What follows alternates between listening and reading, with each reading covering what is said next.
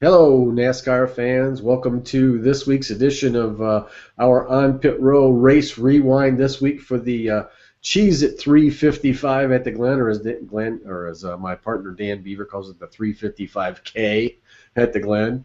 Watkins Glen being that Glen. Hey, Dan, how are you? I'm Charlie Turner, joined by Dan Beaver, Yahoo Fantasy Racing expert. What's up? I'm doing great, and for those of you guys who have been following this for a while, you'll be happy to know I got a new air conditioner. We're all happy about that. And for those of you who are following this for a while, I picked the winner this week.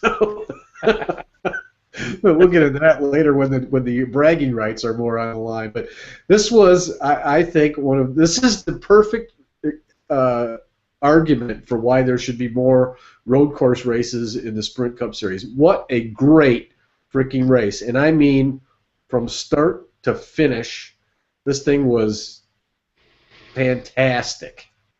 Yeah, could have done without that hour and a half red flag, but other Yeah, than that, well, yeah, brought about by a spectacular accident. But it was. And if anybody that reads my Yahoo previews, it's not always just fantasy racing. I predicted or I said something about those pinch points. Going yeah, up to the S's is a pinch point, and coming out of that carousel is a pinch point. And that's become calamity corner in the last few years. They're gonna have to do something to kind of stop that, but don't know exactly what it's going to be. well, they probably will have to do something. There's that one little dip in it where the cars go off the actual racing surface and get into the dirt. That kind of digs out as the race goes on because it's going to. Those cars are hitting soft surface and creates the cars get unbalanced there, and there were some highlights of previous wrecks at that same place that all looked uh, scarily similar. Yep. Uh, and the one thing about this, when you think road courses, you generally think, well, they're not going 200 miles an hour, so this isn't as dangerous. That's as dangerous a corner as there is in NASCAR, I think, and those wrecks prove that. I think so too. And what they can actually do to the corner, they're somewhat limited. They've pushed that. Yeah. They've increased the amount of runoff space once you get past the road. But since that's the entrance to the boot, it's not like they can bank it. It's not like they can do anything else other than try to give the drivers a little bit more runoff room. And ultimately, what that'll end up doing is sending them into the end of another Armco barrier. Right. I And mean, they could pave that thing out another 4 lanes wide, and it's not going to fix the problem. drivers are going to use. They'll just be faster, is all they'll be. Yep. Yeah. Yeah, the So it's driver's going to use whatever pavement they can get, and yeah, so you're just kind of exacerbating the problem. yeah. I'm sure there'll be a lot of calls for more safer barriers at certain places, but I don't know how you can't safer that whole racetrack. I think tires probably work as well on a road course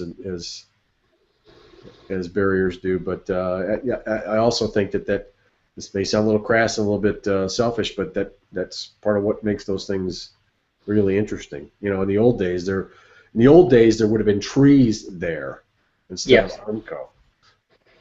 Yeah, I think Rusty Wallace's estimation was it'd be about $10 million to put safer barriers all the way around, and obviously you can't do that. But I think you probably could put safer barriers in a few spots. Yeah, There, turns 1 and 2, or another area where it probably would make sense to have safer barriers. And I got to think that someone's crunching the numbers, whether or not we ever know what the real answer is. Hopefully, we'll see some safer barriers show up there in the next few years. well, that's a NASCAR-owned racetrack, if I'm not mistaken. So if anybody's going to spend the money, it'll be them. They'll set the example. Let's real quickly, since we've talked about these things going into the race, let's run down the top. I'm going to run down the top 10 real quick of the finishers in this race. The race was won by A.J. Allmendinger, first ever win for JTG Racing in the Cup Series. Big deal there. I thought nicely handled by Brad Doherty in the booth. He didn't go to homer until the end, and then got a big hug from Rusty Wallace, and that was pretty cool. Marcus Ambrose finished second and was right on AJ's. You can't even say bumper. He was on his door handle for the last 30 frickin' laps. What a great run. Kurt Busch was third. a surprisingly subdued, or well, subdued is probably not the word, controlled Kurt Busch. Several times I'm thinking he's going to wreck them. He's going to wreck somebody. He didn't. Kudos to Kurt. Kyle Larson came out of nowhere to finish fourth. In my mind, he just wasn't up there until the very end. Carl Edwards fifth. Carl was up most of the day. Joey Logano sixth. Kevin Harvick seventh. Greg Biffle eighth. Another good top 10 for Greg Biffle. Kenseth ninth, kind of surprising on a road course, and Brian Vickers rounded out the top 10. Yeah, and some great stories in there. Obviously, he started at the very top, and the best story is probably the Allmendinger win. He had such a strong run in Sonoma till he got run off track. Then those last few laps, last couple of restarts, he and Ambrose side by side. Either one of those would have been a good story. Allmendinger probably ended up being the slightly better story because it's his first win. We now have our Cinderella in the chase, maybe two Cinderellas with Eric Almirola. Ambrose still has another chance to win in a couple of weeks at Bristol, and outside chance to win, but still a chance to win. So you couldn't have scripted it. You couldn't have gotten a better finish, I think. And another two-lap shootout to the end like we had last year here, but no green-white checker. So just a weird little happenstance.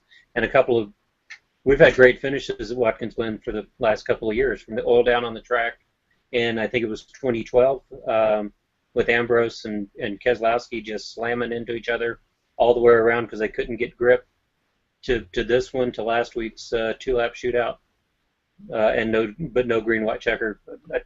It just doesn't get much better. No, it's been great. We've had a great stretch here last couple of weeks. Anything surprise you? I mean, that top 10 changed a bit, and the guys that I think at the bottom part of that top 10 were maybe a little bit surprising. Dale Earnhardt Jr. had run up front most of the day and ended up not finishing top 10. A little bit of a surprise there. And that's part of the nature of the beast. You have comers and goers at the very end. I think the thing that obviously surprised me the most is Kyle Larson surging at the right time. He qualified, 23rd? His practices were in the 20s. He just didn't show any speed all weekend long, including for 75-80% of the race. Right. Then he gets the track position, and suddenly he comes alive. I think he probably was the catalyst for the accident that took Jimmy Johnson out, but he was running in the top 10 when that happened. And on the last couple of laps, he passed both Kevin Harvick and Carl Edwards, two extremely good road course racers. That was just determination on Larson's part. Yeah. Determination, but he didn't wreck anybody, which is really good. Well, after he wrecked Johnson, he did kind of wreck him a little bit. But speaking of wrecks, I mean, real quickly, maybe we should talk a little bit about the big wreck took out. When I first saw that, that was really nasty, and it does play into. You have to compliment NASCAR on what they've done with those cars. Yep. Because that might not have been a survivable wreck 15 years ago. Ryan Newman it looked like maybe Biffle checked up a little bit or something in front of him, and Newman just got sideways at a very fast place and got in the wall and shot back across the track. There was no place for Michael McDowell to go. McDowell, I think, took the worst of that, although they both got trashed. Yeah, and McDowell actually had the scarier wreck because he was hopping and bouncing towards that Armco barrier. Right. The bounce had been just a little bit higher or a little bit further back on the track, and he could have cleared that sucker. So luckily they didn't have fans back in there, and probably that's by design. And there was a little bit of foreshortening going on, but when he first spun and hit the wall, he was pretty darn close to that corner worker and the stand that had some, I guess they're NASCAR spotters there. So, that's just, as we alluded to it or talked about at the very beginning of this thing, that's just a scary, scary part of the track. Yeah, and then after he hit the wall and was hung up there on the wall, tail first, the tail of his car, the rear axle was actually over the arm crow and across the fence. McDowell's sitting there with the front half of his car still sticking out. And those cars are still coming through there fast. A lot of those cars didn't see that wreck until they cleared the corner, still coming through with a lot of speed. I mean, if he gets hit there, I hate to think what ifs, but the other story we should maybe touch on real quickly before we let this one go this week is Tony Stewart did not start this race, and he would have been probably one of the favorites, had he started, because of of course, at this point now, notorious accident that happened Saturday night at a sprint cup track, or a sprint car dirt track, not too far from Watkins Glen. Yeah, and I don't know how good a shot he had. He didn't practice particularly well, but then again, neither did Larson, and Larson got up there in the top 5. Obviously, if you look at the totality of his career, no one's been better at Watkins Glen than him with the 5 victories to Gordon's 4. Just such a horrible thing to have happened, regardless of the circumstances and regardless of what fans think about Stewart or any baggage that comes with this. You got to feel for both Stewart and the Ward family for what happened there.